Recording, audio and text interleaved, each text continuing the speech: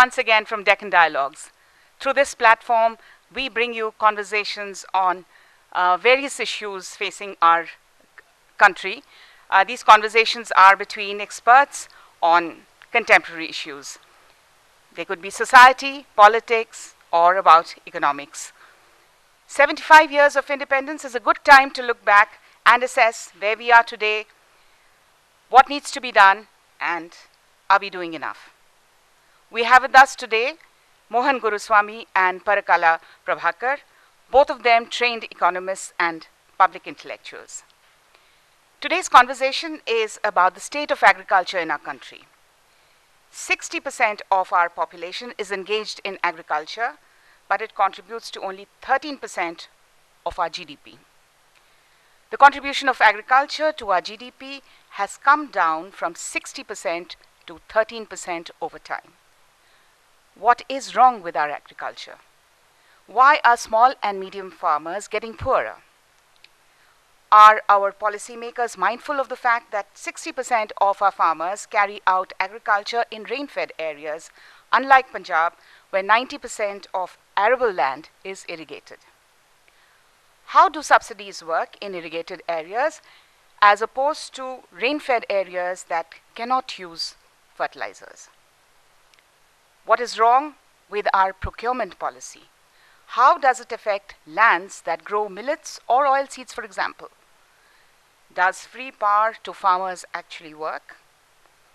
Why is it that recruitment of soldiers remains confined to farming communities to only some regions in the north? These questions and more will be discussed in today's discussion. Do press the like button and subscribe if you like our dialogues. Over to you both. Mohan, let's talk about agriculture today. Now, the present government in 2014, the Prime Minister has declared that doubling of farmers' income by 2022 was the government's aim. We are in 2022 now. Okay, we had a pandemic, leave those things, but see, have we started on the journey of doubling the farmers' income? That's one. The second thing is, what is the state of agriculture today? The farmer. We had a huge agitation for farmers. Now, it was limited to certain areas, that's okay. But then, whether the same issues that were raised by the farmers' agitation are applicable to the rest of the country's farmers or not is a different question altogether. That can be debatable. But then, farmers are not really a prospering lot today.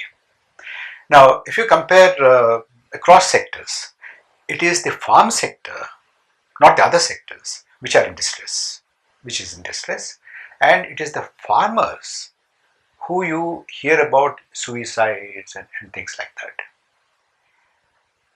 Now, it is a good time for us to look at agriculture because agriculture is the mainstay, huge. I mean, it almost absorbs about 54 to 58% of the labor force of the country, and then contributes. It used to contribute quite a lot, but of course it has come down because the service sector has grown and the secondary sector, the manufacturing sector has grown. But then, if you look at the rural sector, 58% of the rural households, directly or indirectly, in some way or the other, are connected to the agriculture sector. So, if farm sector is not all right, that necessarily means that the country's economy is not all right. Very clearly, absolutely. If the farm sector is not doing well, if the farm sector is distressed, the country is distressed because farm sector accounts for 60% of the country's workforce and population also, because families are connected to agriculture. Now, how do you double incomes? Two ways of doubling incomes are increase per capita consumption, hugely. Everybody is eating more rice and more wheat and going through different processes of conversion to eat cereals and whatever. Or you increase the prices arbitrarily or decrease production. The laws of economics are uniform. So either people become very rich, therefore they're consuming more, or people are not becoming rich, So they're not consuming more. GDP is going up, per capita income is going up, but income inequality is also going up. So the number of poor people still remain the same. And by fixing your poverty line at 2,200 calories a day, an arbitrary line, you're not decreasing poverty. You're only decreasing starvation. Now, therefore, agriculture needs a complete holistic look at again. In 75 years, we've done a lot. At one time, you and I will remember that, shiploads of PL480 wheat was coming, and, the whole of India is looking at the docks, saying, when is the next shipment coming? We were importing 10 million tons a day. People used to say ship to mouth. Ship to mouth. We were doing 10 million tons a year, and our total production was 20 million tons. Now our production is almost 200 million tons. And why is there hunger? Clearly hunger is because of income inequality, not because of there's not enough food. We have shown that you can grow enough food. And still farmers are relatively poor, because the number of people who are in agriculture dependent on that has gone up in numbers, and contribution to GDP is coming down. So there's relatively the sector is getting poorer in relation to others. So how can you increase double the farm income? Only the Prime Minister knows. It's a secret which we haven't been able to unravel. And it won't happen unless you do something like move a huge number of people away from the farm sector into the primary sector, or into secondary sector or the tertiary sector. That's not happening. So you're not creating factory jobs. Your new industries are not creating jobs. So we've got jobless growth, and we've got services increasing. Now how are you going to do it? You've got to either turn the economic laws around and create new set of laws to do it, or you can't do it.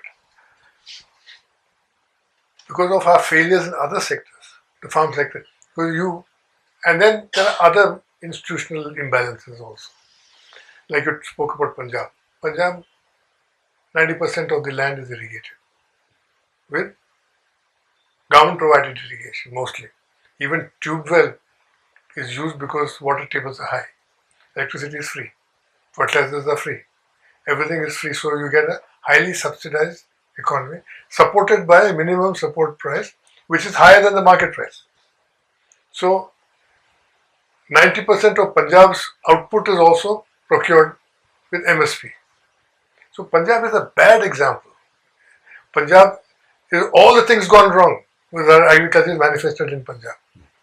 What we need to see are the highlands where there is no irrigation, there is no water, and it is not dependent on rain.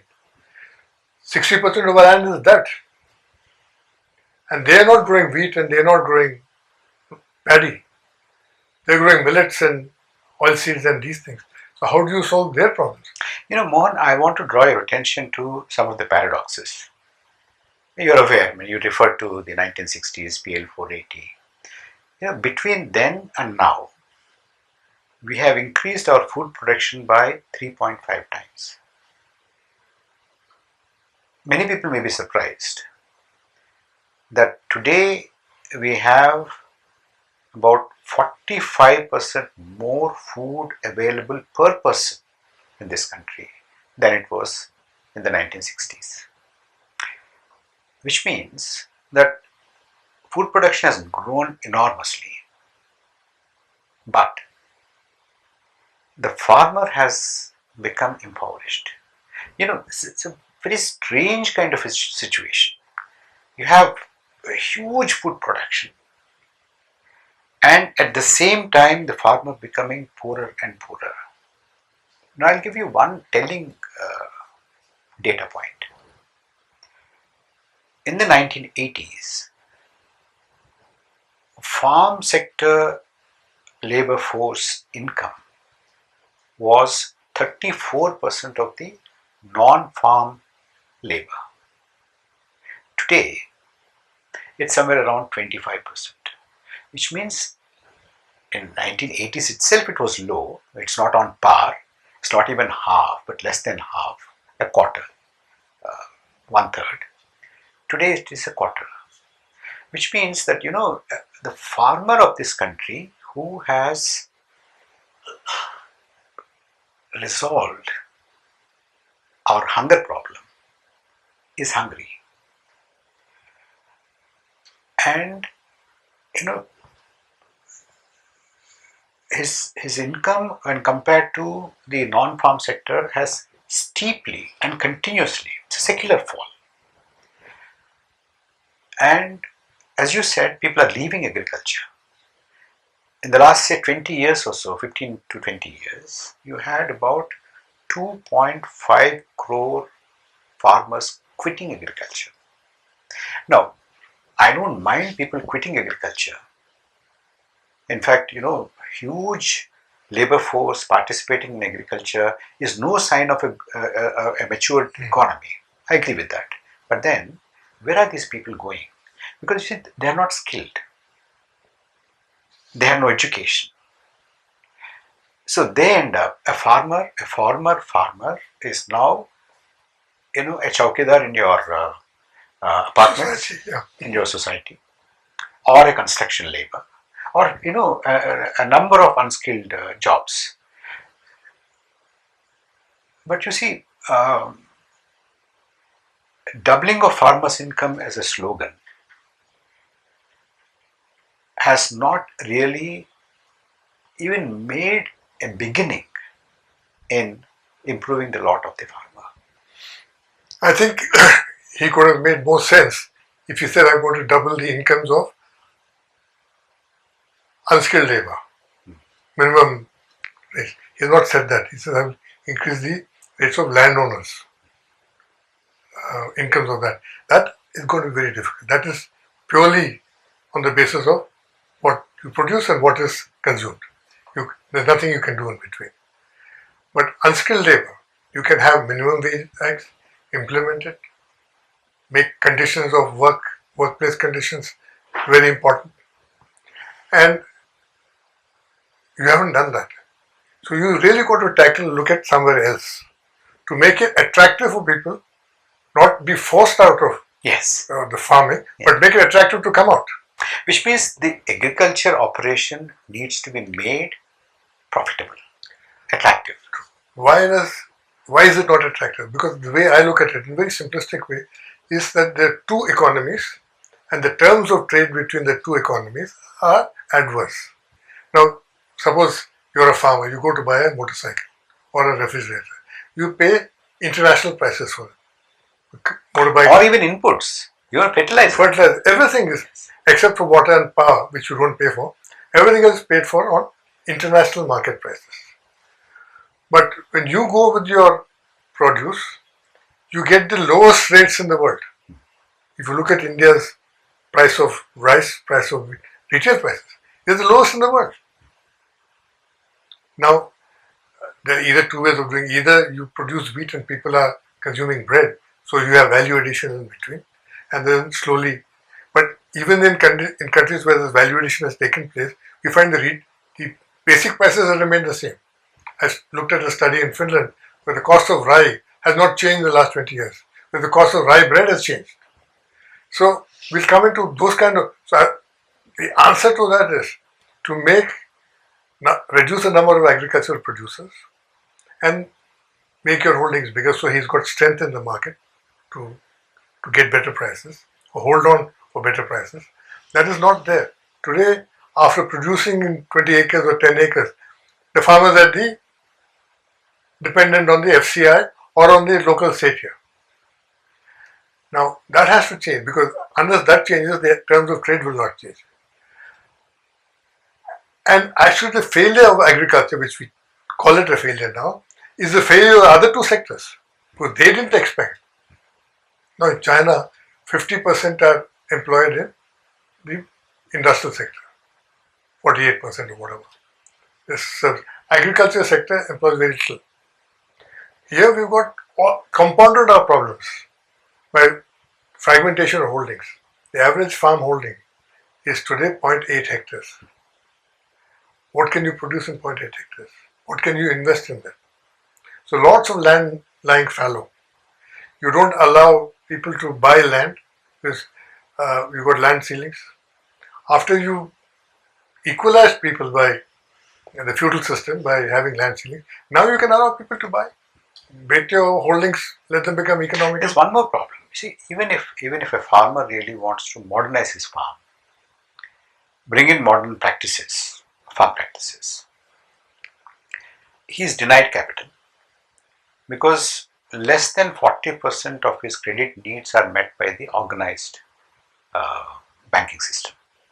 He or she will have to depend almost 60% for their credit needs on the local money lender.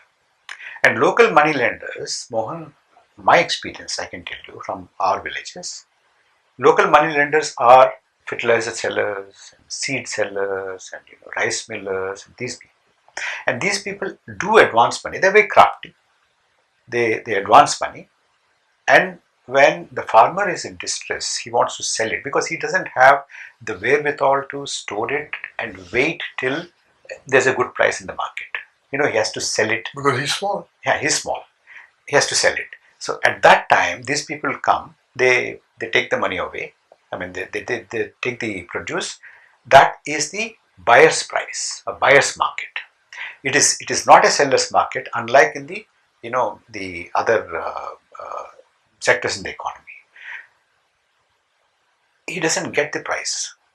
Now, for seed, for fertilizer, for machinery, for tractor, for fuel, for transportation, to go to the market, to come back to the market, and all the inputs that go into the agriculture, the labor, the wages, and everything, he'll have to shell out the market prices. Now, on the one hand, he shells out market prices. On the other hand, when he has to sell it, it is the buyer's market.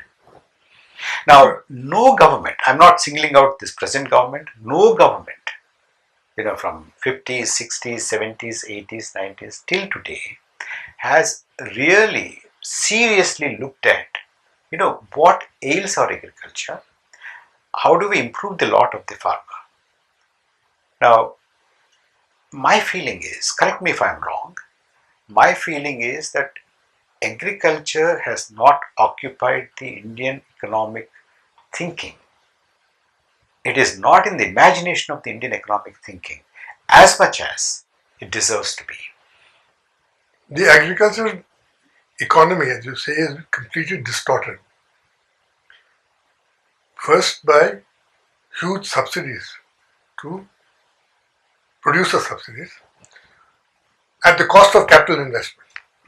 In the last 30 years, the government institutions haven't created a single additional acre of irrigated land potential.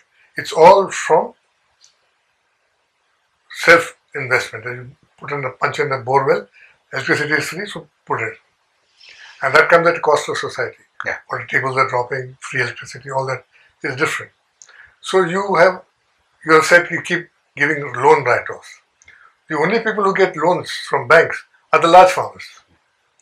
And so it has become constant. You keep writing off loans and they keep borrowing money and use it for something else, and loans are written off.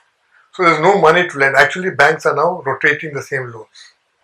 They make you sign that you paid the loan and advance you a fresh loan. And most of them are book adjustments. Absolutely, book adjustment.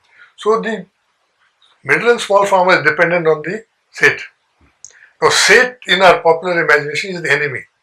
In Hindi movies, you're always showing Seth as, lecherous fellow trying to make a grab for the farmer's wife and all that. He's been demonized, completely demonized. And we all love to hate him.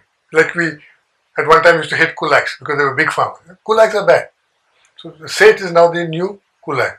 He's demonized. But he sustains the rural economy with credit. And the farmer, because of the size of his holding, because of the way we've reduced them to size, has got no power of negotiation with the Sethia. But what I fail to understand, Mohan, is it absorbs so much of labor force. Rural economy is completely dependent on farming and it feeds us.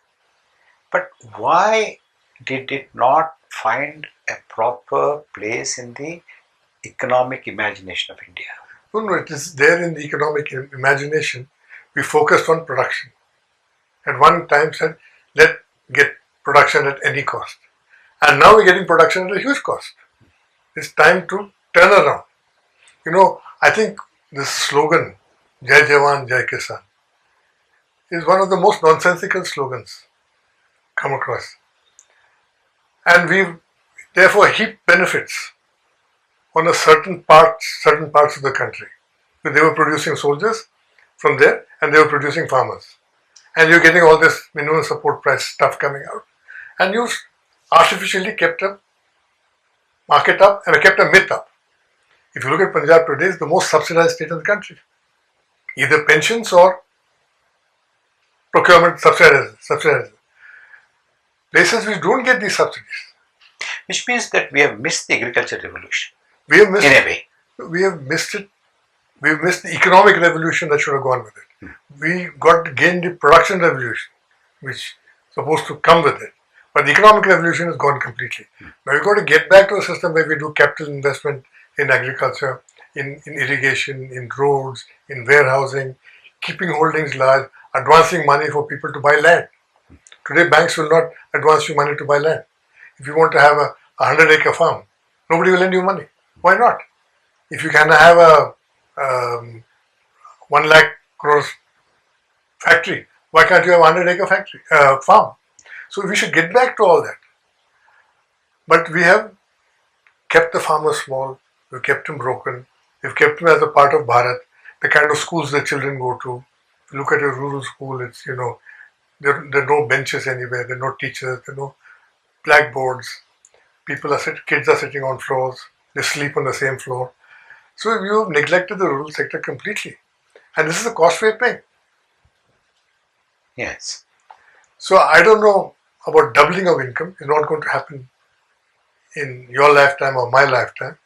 But we were come a long way since the days when we were afraid of dying on the streets. Absolutely. Yes. Of hunger. Yeah. At one time, I was telling you earlier, Paul Ehrlich and the Paddock brothers in California wrote these books about the looming hunger crisis. How people in India will die on the streets because there's not enough food. In the 60s, we all started studying economics for the first time, and I used to be terrified of the year 2000 because I started to think of people dying all over the place. But we've beaten that. Actually, we've done much better than what people expected us to do, but we neglected the economics. You can't keep focusing on production all the time without looking at what it is doing to other sectors, what it is doing to other sections of the farming community, without raising standards of living, generally. Because standards of living are always relative. We've failed all that. As a result, today, the state is scrambling desperately to keep farmers happy and voting for them. So you keep giving them freebies. But not really, making any improvements in their standard of living or their production practices or their credit facilities, their access to credit, nothing. Nothing, because how can it? Because this whole system has been geared to subsidies. If you withdraw a subsidy, say make fertilizer at market price, or you say everybody buys fertilizer, I would rather see a per acre direct benefit transfer. Maybe 6,000 rupees for dry land and 3,000 rupees for. But you see, Mohan, the government. And take out subsidies. The government is subsidizing all this in order to get cheap food. To feed the industrial sector, to feed the urban sector. But actually, who is getting the benefit of the subsidies? For instance, the fertilizer subsidy. It is not Bharat's duty to feed India. Huh? You're extorting a price. It's like a transfer of wealth taking place from the colony to the metropole. Exactly. It looks like that. It's now coming from the rural areas to the urban areas. This might be very Marxist in an outlook. No, but data bears that out. It's the basic truth. Yeah. But how are you going to reverse it back? Where are you going to reverse it back? I think either two ways can happen. One is the system collapses completely, that is no longer sustainable, or you say that there's huge expansion of the industrial sector takes. I followed the farmers' agitations very closely. That took place in the farm laws, against the farm laws. I had one comment. Overall, anybody can agree with the government's intention if it is really an intention that agriculture needs reforms, etc., etc. Yes, we are all agreed on that. But then, what kind of reforms do you need? My feeling is that in the farm laws, the government was trying to reform the marketing and not production and pre-production processes. Absolutely. Now, if you tell a farmer who owns, as you said, 86% of our farmers are small and marginal, and the average land holding is below 2 hectares. Now, if you tell somebody who owns about an acre or an acre and a half that you can sell your product anywhere in the country, you can sell your product anywhere in the globe, it means nothing. It's a joke. And the irony of this farmers' agitation is the people who benefited the most. They were agitating. They were agitating.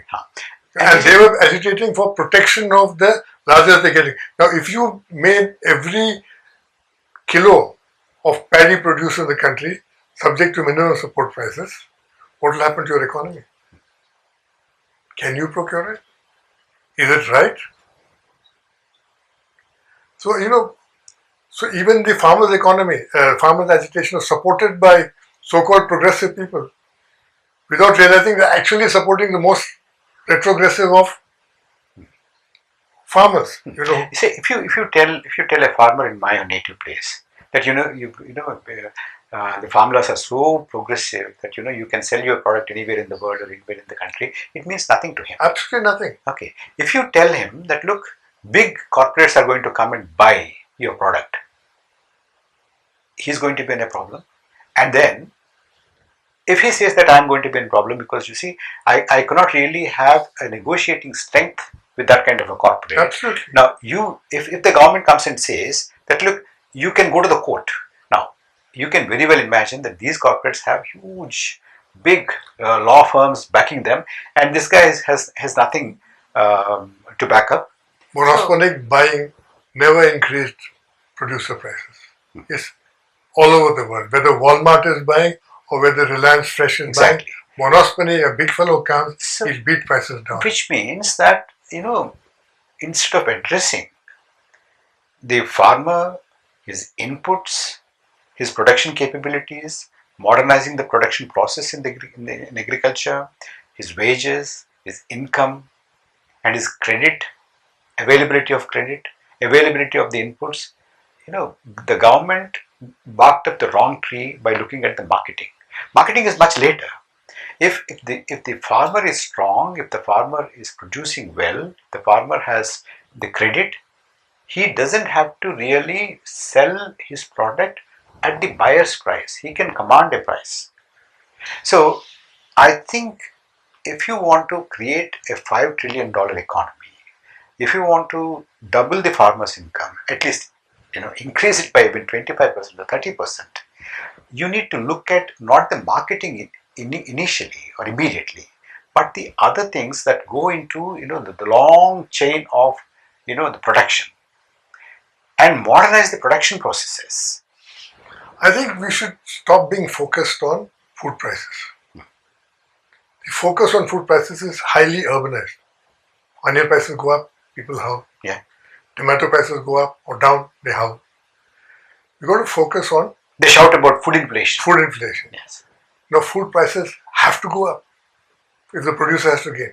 There's no way you can, one section keeps gaining and one section keeps gaining. But the irony, Mohan, is that even when the food prices are going up, they are not making the production or the producer earn money.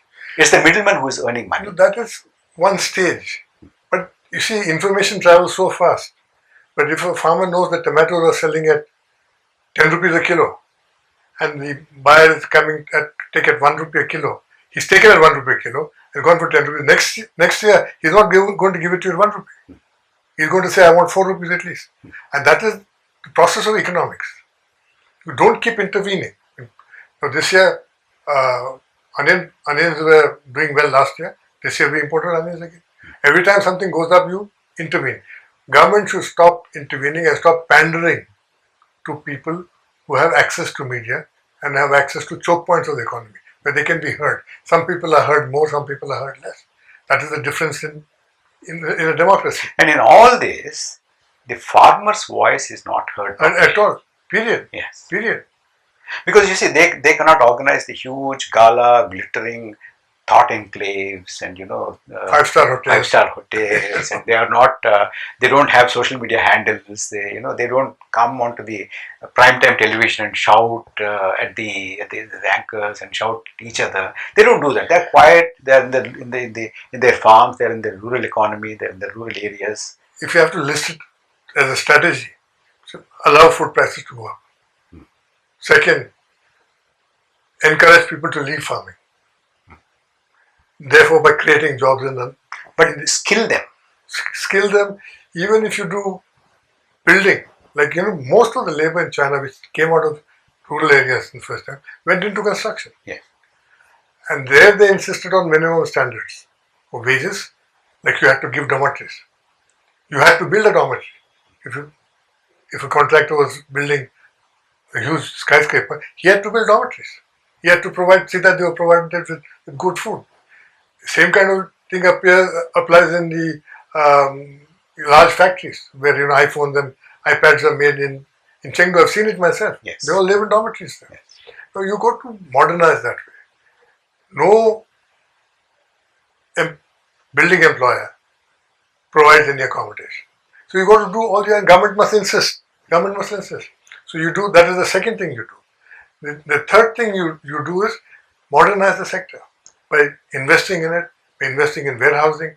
One of the biggest reasons why food prices are always low is because a farmer can't put it in a bank. Yeah, he can't wait for a better price. So you can put it in a warehouse, and you can give him a note against it, which he can borrow money or encash it. But the food is there. Food can be released into the market when prices are good. All these things you can do. But you don't do anything. Because you have no money for investment. You've given everything away. So the agriculture budget, support budget, looks very good. But the agriculture budget, 80% of it goes to subsidizing it. But 1.6 lakh crores goes away in different kinds of subsidies. You've got to stop that.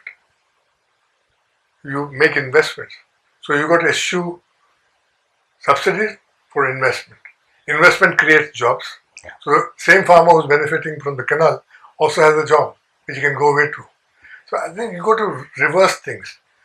Popular election vote, throw something in what they call it reverie. He is the biggest reverie giver himself in the whole country. The Prime Minister of India is the biggest dispenser of reverie. Not this Prime Minister alone, but all previous fellows. Yes. So we've got... And all have equally neglected agriculture. Absolutely. Absolutely. And because they've neglected, the farmers of India must wake up, join together, and force the reversal of the system, saying we want higher prices, not your largest.